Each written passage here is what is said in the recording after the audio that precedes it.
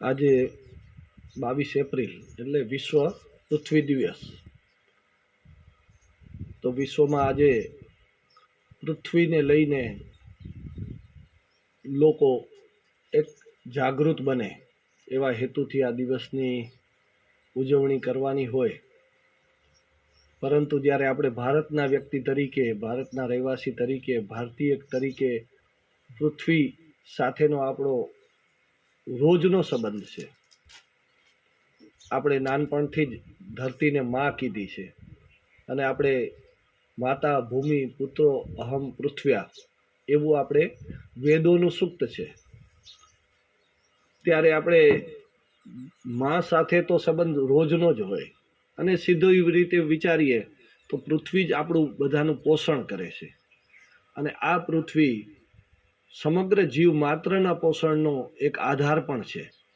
તો આપણા જીવનનો આધાર એ ધરતી માતા છે અને આ ધરતી માતા માટે એક દિવસની ઉજવણી ન હોઈ શકે, રોજનું હોવું જોઈએ। પરંતુ આજના આપણા વ્યસ્ત જીવનમાં આપણે એક દિવસ પણ જ્યારે ઉજવતા હોઈએ ત્યારે એના માટે આપણે શું કરી શકીએ? તો એટલું જ હોય કે કોઈ પણ ઉજવણી છે એના પ્રત્યે પ્રતિબદ્ધતા વ્યક્ત કરવાની છે, એમના કૃતજ્ઞતા પણ એમના પ્રતિ વ્યક્ત કરવાની છે અને પ્રતિબદ્ધતા અને કૃતજ્ઞતાના આધારે આપણે સંકલ્પિત બનવાનું છે। તો ચાલો આજે આપણે સૌ સંકલ્પિત બનીએ કે ધરતી માતા સાથેનો આપણો વ્યવહાર જે આપણો ઉપેક્ષિત છે એ અપેક્ષિત બને, આપણો વ્યવહાર છે એને સમૃદ્ધ બનાવનાર બને, આપણો વ્યવહાર છે એને ખતમ કરવા માટે ન બને, આવા એને સંવર્ધન અને સંરક્ષણ માટે આજે આપણે સંકલ્પિત બનવાનું છે।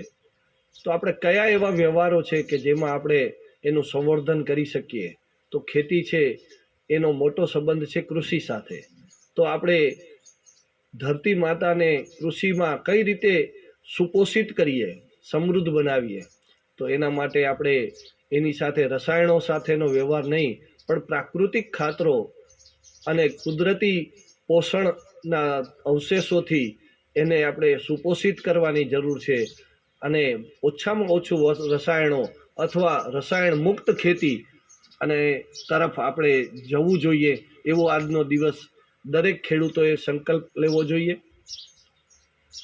અને આ માત્ર ખેડૂત માટેનો જ છે સંબંધ એવું નથી, દરેક ઉપભોક્તા છે કે જે ધરતીના અન્ન આરોગી અને પોષિત થાય છે, તો ઉપભોક્તાએ ધરતીને સુપોષિત કરતી ખેતી પદ્ધતિના અન્ન આરોગવા અને એટલે ઇનડાયરેક્ટલી ગ્રાહકો પણ ખેતીને, પ્રાકૃતિક ખેતીને અને વિષમુક્ત ખેતીને પ્રોત્સાહિત કરે એવો ગ્રાહકનો વ્યવહાર, એવો ગ્રાહકનો આગ્રહ વધશે તો આવા ખેડૂતોને પ્રોત્સાહન મળશે ને આવા ખેડૂતોની સંખ્યા વધશે।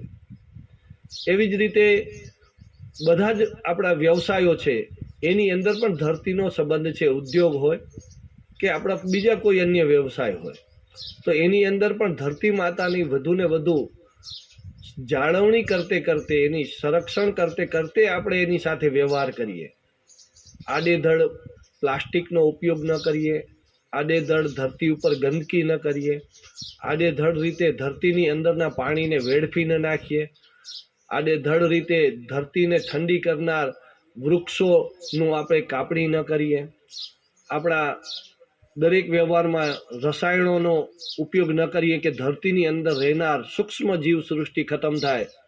તો આપણે ડગલે ને પગલે વ્યવહારમાં જે વિષમુક્તતા આવી છે એ વધુ ને વધુ પ્રબળ બને અને વિષ સાથેનો જે વ્યવહાર છે એ ઘટે, એવું આજના દિવસે સૌએ ચિંતન મનન સાથે ધરતી સાથેના સંબંધને યાદ કરી, માતા સાથેના સંબંધને યાદ કરી, માતા ભૂમિ પુત્રો અહમ પૃથ્વ્યાનું એક આજનો સંકલ્પિત બની અને આને એક માત્ર પોતાનો એક વ્યવહાર પૂરતો સીમિત નહીં પણ જન સમાજનું એક અભિયાન બને એવું ભૂમિ સુપોષણ અભિયાન, ભૂમિ સુપોષણ એવં સંરક્ષણ અભિયાન નું એક આ મહિનો અક્ષય કૃષિ પરિવાર પણ અક્ષય તૃતીયા સુધી આ એક માસની વર્ષ પ્રતિપદા 30 માર્ચથી કરી અક્ષય તૃતીયા 30 એપ્રિલ સુધીનું એક અભિયાન ચલાવી ધરતીનું પૂજન કરીએ.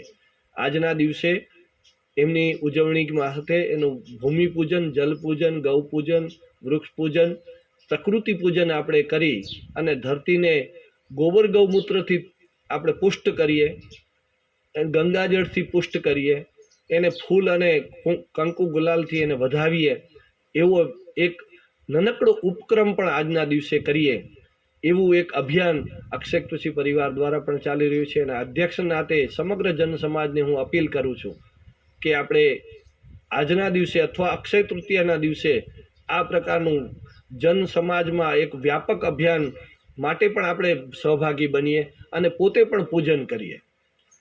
તો આજના દિવસે આપણે સૌ સાથે મળીને ધરતીને ફરી મંગલમય બને, નંદનવન બને એવા પ્રયત્ન માટેનો એક આજનું બીજારોપણ રૂપી એક પણ ડગલું, એક સંકલ્પનું અને એક વ્યવહારનું ડગલું આગળ વધીએ એવી અપેક્ષા સાથે અસ્તુ.